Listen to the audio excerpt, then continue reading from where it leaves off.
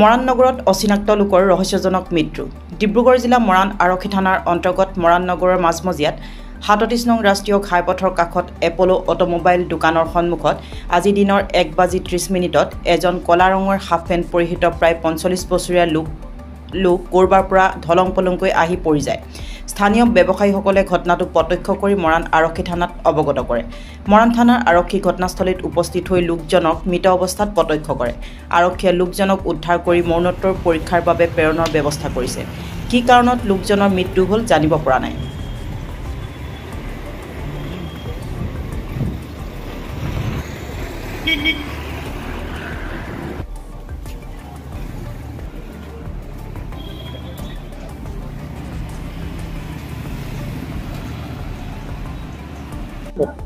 এই মানুহ এজন মানে কাপোৰ নিপিন্ধাকে আৰু অকল হাফ পেণ্ট পিন্ধি পিনে গৰমত মানে যেনেকৈ জপিয়াই ফুৰি আছিলে তেনেকৈ ফুৰি আছিলে আৰু আমাৰ দোকানৰ ওচৰত আহি পিনে ঘপকৈ পৰিলে।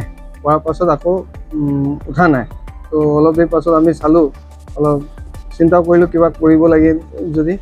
তাৰপাছত চালোঁ নাই, মানুহজন একো হিলদুল কৰা নাই। তো আমি থানাত খবৰ দিলোঁ। চাৰিহতি আহিলে, অহাৰ পাছত এতিয়া যি ব্যৱস্থা নাই চিনি নাপাওঁ।